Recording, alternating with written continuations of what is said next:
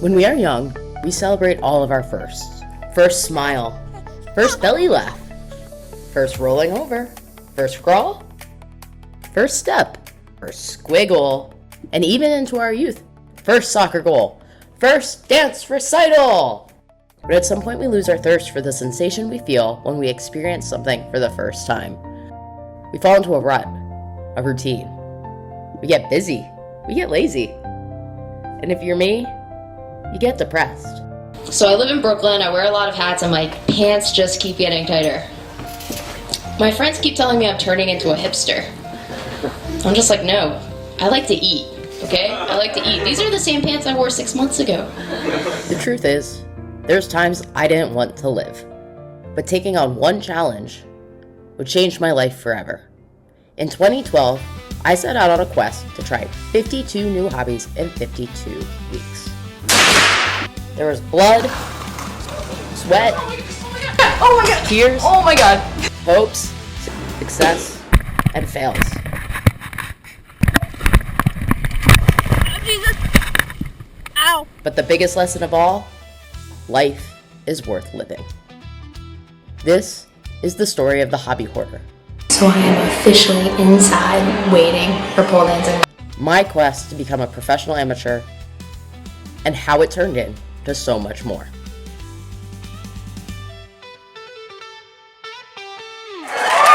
Put your hands together, everybody. The lips to go, everybody. Come on now.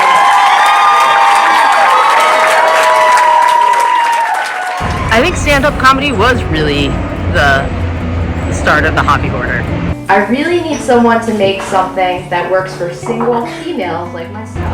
I kind of came into stand-up comedy by accident. I had left a comment on someone's Facebook page, and then some guy, he left a comment in response, and he was a little snarky, and I responded, and I was like, whoa, snarky much? He's like, oh no, I'm a stand-up comic, it's okay.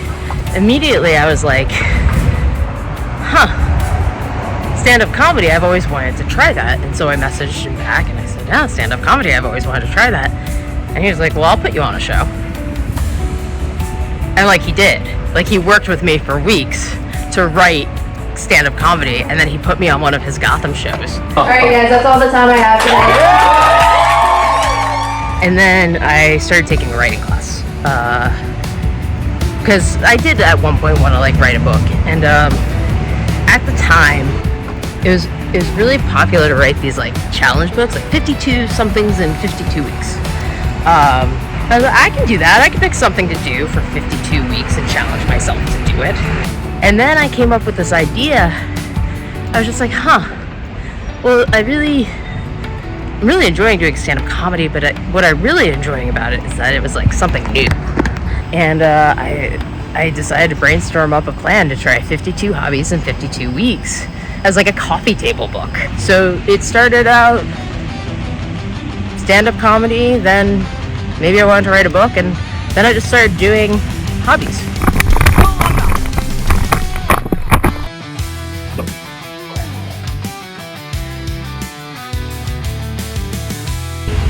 So right away I had to like kind of set some ground rules for the project. So they had to be new hobbies. As a kid, I was really active and I tried a lot of things, and I felt like it would be really unfair to myself if I was trying things that I'd done in the past or I'd gotten good at in the past. So, as a kid, I did soccer, I did baseball, I did softball, I played field hockey, I canoed, I kayaked down a river, I went sailing.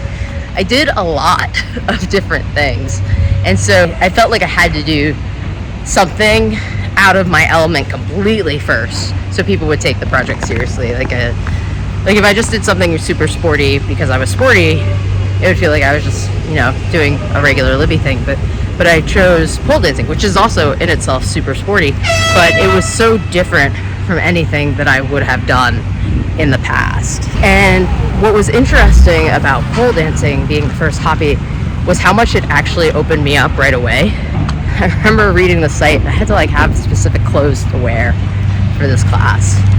And so I went and I started trying on a bunch of clothes, like booty shorts, which I'd never worn before. tank tops, which I had worn before, obviously, but like not in this combo. Started putting these clothes on, and I remember right away feeling like, oh yeah, I do feel a little sexy.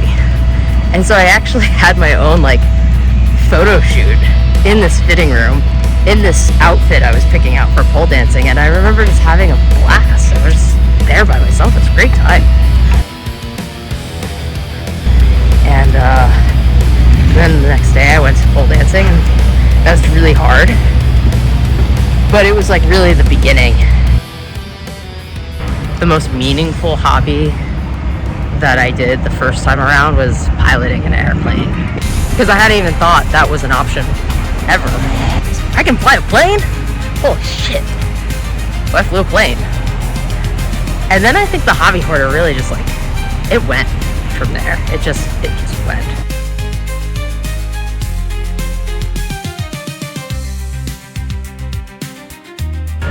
And it all felt incredible. It all felt incredible. It was all really hard.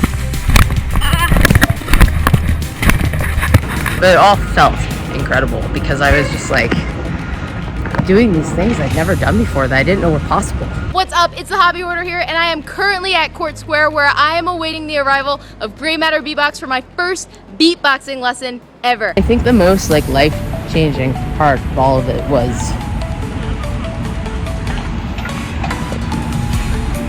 I took a meditation class, and it was a really challenging for me to sit still for like an hour or whatever length that class was.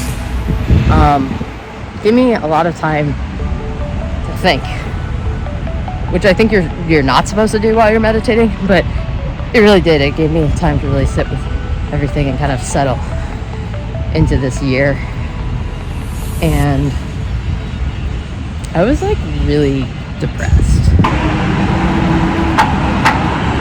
You know, when I was a kid, like I said, I tried a lot of things, and then when I became like a little older, I got really into certain sports like softball, and I ended up going to college for field hockey, and that kind of started to define who I was. I was a field hockey player. I went to college for field hockey, and then sophomore year, I'm sitting in one of my film classes, and I get a text message from my coach, and it's like, our team, the field hockey team at the University of Rhode Island, has been eliminated. And we knew some sports teams were going to be cut because of budget cuts, but we didn't really think it would be us. And I just remember my heart kind of falling out of my chest at that moment. Really sad. And honestly, from there, it was like, I wouldn't say like downhill for me, but I would say that I just like never fully recouped from that. And I just like sought out change and moved to New York, my final semester of college, for an internship, and basically never looked back. Because the thing about New York is it's pretty lonely when you get here. There's like 8 million people, and no one wants to talk to you because they don't know you. So it was like sitting in a park complex, and I wrote a note, and I was having these ideations, and I thought like life just wasn't worth living. Here I was sitting in the middle of the biggest city in the world where dreams are supposed to come true, and I felt like I couldn't. Yeah, it really weighed on me, and I think a lot of that like culminated during that meditation, or came together for me during that meditation. And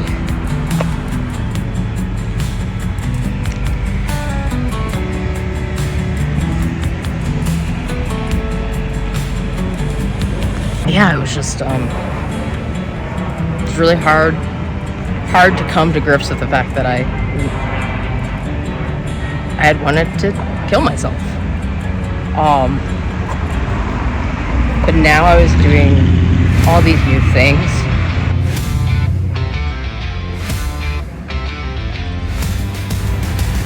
and I suddenly wanted to keep doing things. I realized that life had a lot of possibilities.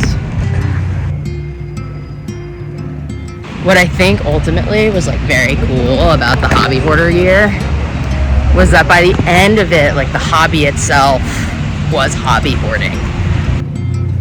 And what I think's cool about that is I can come back to that anytime I want. I have to say, like the one biggest lesson I learned during that time was that the only thing we're incapable of is being incapable. And I think that's really true. We can fail at anything, but we can succeed at failing. And I succeeded at failing a lot during the hobby hoarder, but I also succeeded at getting my life back. I'm still trying new things whenever I can. 2020, at the end of the year, I said to my then girlfriend, my now wife, I said, I think I want to try ice climbing. And in early 2021, we went up to Lake Placid for this expedition. My wife had no interest in taking part, but I was going to do it. And so I woke up early, and I went to meet my guide, and I didn't like have expectations that I was going to be like the free soloist of ice climbing, but I thought maybe like I could make it to the top. I've done outdoor climbing before, and I made it to the top of that rock. So I thought maybe like I could do that. It would be really cool to be the free soloist of ice climbing and like make it to the top and then, you know, grow some wings and fly. But that was not the case.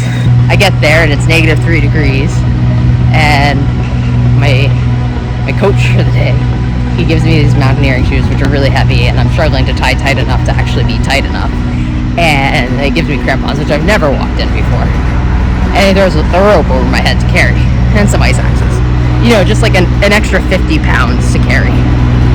And so the next step was we had to like actually like hike a quarter mile to the ice wall. It's not like the ice wall was just off the highway. Of course you have to go get to it. So I stumble basically all the way to this majestic ice wall. Then I'm on belay, and I try and I just fall. I fall off from like a foot up.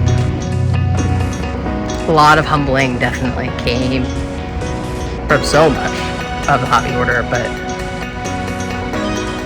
also such feelings of pride also came from experiencing the hobby hoarder. I think it's interesting. If you watch all my stand-up comedy from like before the hobby hoarder, if I'm making a joke about dating, it's about dating men. In his profile picture, he looked like John Stamos on the beach. I would have made a full house with him any day. Any day. And if you know me now, I'm an outward queer woman. And that wasn't the case until after the hobby hoarder. I think it's safe to say that somewhere along the way, this challenge, 52 new hobbies in 52 weeks, that I set out to do as a coffee table book, it became a lot more. It's the reason I'm here. The hobby hoarder saved my life. And it's a good life at that.